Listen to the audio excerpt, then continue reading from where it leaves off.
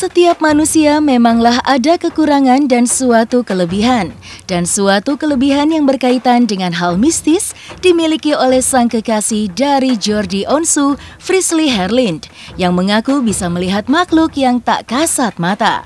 Mengetahui hal tersebut, Jordi Onsu pun mengaku sempat kaget dengan kemampuan yang dimiliki oleh sang kekasihnya tersebut. Contohnya, kalau nggak kuat mental, jangan pacaran dulu sama anak indigo.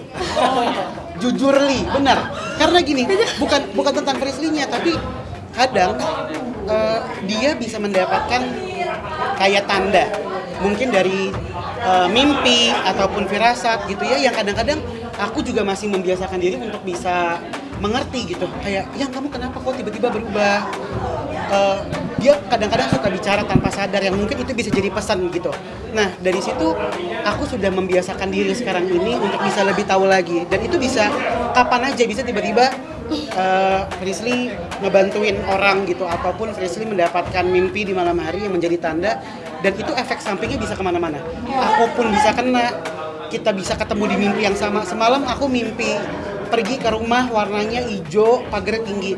Ya sama, aku juga. Iya, ternyata kayak sama. Banyak banget hal yang kita alamin bareng-bareng ya, Kak.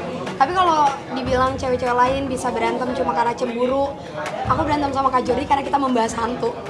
Gitu kan, yang unik dong, semua harus tahu juga. Ya kalau aku secara pribadi memang aku secara keturunan keluarga kan. Jadi dari kecil memang sudah terbiasa untuk ngeliat. Tapi ya baru berani cerita sepenuhnya ya sama Kak Jordi. Makanya aku bilang ketemu sama dia tuh kayak ketemu sama sosok kakak, pacar, partner, apapun itu ya memang bisa semuanya ada di Kak Jordi.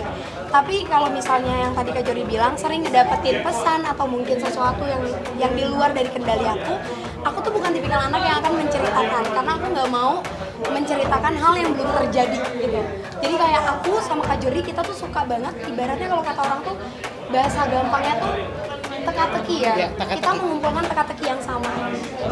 Waduh, enggak nih, aku nggak bisa lihat masa depan sama sekali, nggak bisa sama sekali. Tapi kan bentuk indigo beda-beda, jenisnya, mohon maaf bukan jenis, tapi tipenya.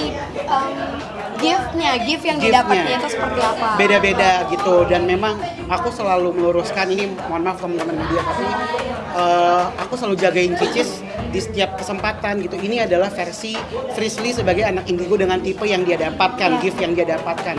Tidak mengkomparasi dengan tipe anak indigo yang lain, karena itu kan di luar dari kode etik ya. Dan selain itu, contoh misalkan kalau dibilang mimpinya kayak gimana sih? Waktu itu sempat dengar nggak ada mobil tim kita di satu momen termasuk jurang. 4 hari sebelumnya kita tiba-tiba nggak teguran, nggak tahu kenapa. Jadi Frisly dapat mimpi, aku disamperin sama makhluk ke dalam kamar. Setelah itu kita berdua ngobrol, aku bilang, yang semalam ada kuda ataupun kambing kayak siluman gitu datang ke kamar sama sosok perempuan dengan nama yang sudah pernah aku sebutkan gitu di program. Dia cuma, apa ya, aku nggak tahu, aku belum dapat penglihatannya. Setelah itu dia dapat kerasa, tapi dia belum berani cerita ke aku. Ternyata singkat cerita, Frisly sudah dapat firasat mengenai kejadiannya. Aku mendapatkan sosok ataupun nama sebagai penawarnya. Jadi ternyata kita harus menjalani ritual kepada sosok yang aku temuin di dalam kamar dan membawa korban, bukan persembahan ya, korban. Yang dikurbankan, hewan yang dikurbankan, tapi itu bukan dipotong buat apa, jadi kita lepas ke alam bebas. Dan itu yang ada di mimpinya engkau. Yang pasti sih, aku pengennya sesuatu yang sakral, tidak dengan keramaian. Pengennya cuma menikah sekali aja. Terus, ya kalau berkali-kali mah. Iya enggak kan, tapi doa ya, satu betul, kali untuk selamanya. Amin. Dan juga kalau untuk perayaannya seperti apa, kayaknya aku juga tiap ulang tahun tematik deh. Kemarin safari, sebelumnya juga apa aku sebelumnya di Singapura juga, jadi itu lebih ke fun aja. Setelah tak pernah memamerkan sang pujaan hati, kini adik Ruben Onsu, Jordi Onsu, disebut-sebut akan melamar sang kekasih Frisly Herlind di Italia.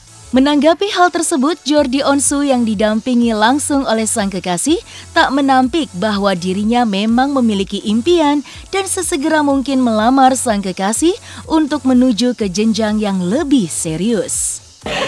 Pokoknya amin, doain. Aminnya apa tahun depan ya? Kalau tahun ini belum, karena aku pun karena masih tahun ini kuliah. tinggal 2 bulan. Terus aku juga masih kuliah, Angkel juga masih kuliah. Pokoknya kita masih banyak yang kita pikirkan. Ya udah sih. Ya aku juga sudah 1 kali ketemu kemarin sama keluarga dari mama. Kalau Cici sudah deket banget sama kakakku, mulai dari Ko Ruben, Ciripka, Ibu, Ko Ijo. Belum pernah ketemu kalau sama Ko Ijo. Sama keluargaku juga deket gitu ya. Bahkan aku pun ya maksudnya lebih dekat ke mama sekarang. Aku juga lebih dekat sama keluarga Kak Jordi dari sebelum kita jadi pacar. Jadi memang udah dekat, udah kenalnya tuh emang dekat, saling sharing cerita-cerita seru aja gitu. Tanggal 6 Juni 2020 pertama kali kita kenal, jadiannya tanggal 22 Februari 2021. Nikahnya? Wah, ini mancing As terus. soon as possible. Ya, benar. Yakin aku udah pernah pergi gitu ya. Kita berdua orang yang suka traveling dan percaya ketika traveling itu kita menemukan sisi ataupun sifat asli dari orang lain gitu. Dan aku sudah sering pergi sama Frisly yang buat aku mantap, aku bisa dengan lapang dada menerima kekurangan Frisly juga. Kalau dicari kelebihannya satu sama lain, insya Allah banyak. Tapi gimana caranya kita berdua bisa menerima kekurangan kita, di situ kita bisa ketemu. Yang pasti sih, aku pengennya sesuatu yang sakral, tidak dengan keramaian.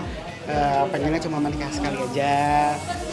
Terus Ya kalau berkali-kali mah. iya enggak kan, tapi doakan Ya, 1 betul, kali amin, untuk amin, selamanya. amin. Dan juga kalau untuk perayaannya seperti apa, kayaknya aku juga tiap ulang tahun tematik deh. Kemarin safari, sebelumnya juga apa aku sebelumnya di Singapura juga, jadi itu lebih ke fun aja. Sang adik yang dikabarkan akan segera melamar sang pujaan hatinya, Ruben Onsu, selaku kakak dari Jordi Onsu pun akhirnya memberikan tanggapannya terkait rencana sang adik yang akan melamar sang kekasih di negara Italia. Berikut tanggapan dari Ruben Onsu. Kalau gue mah yang penting selama dia udah mantep mah lakuin aja. Ya kalau dia nggak mendadak ya bisa gue dateng. Ya kalau dia mendadak ya gue kan harus kaliin dulu kerja di Jakarta berapa dong hilangnya ya kan. Ini di kantor gue juga gue ada hitungan. Kan nutup. Enggak, dia kan ngomongnya Italia itu keren ya. Dia kan suka sesuatu yang spooky gitu. Waktu kemarin kita terakhir ke Italia nih sebelum pandemi nih, kan negara terakhir yang kita kunjungi nih Italia kan nih. Terus keren ya ini, bagus ya ini. Wah ini kalau ngelamar di sini nih ya, pernikahannya di sini nih ya gitu. Ya namanya anak-anak muda punya angan-angan kan. Jadi kalau saya cuma bilang begini, lo mah punya duit, mau kemana pun juga lo bisa, tapi yang paling penting adalah mantepin hati dulu gitu. Oh dia mah udah pengang kupingnya.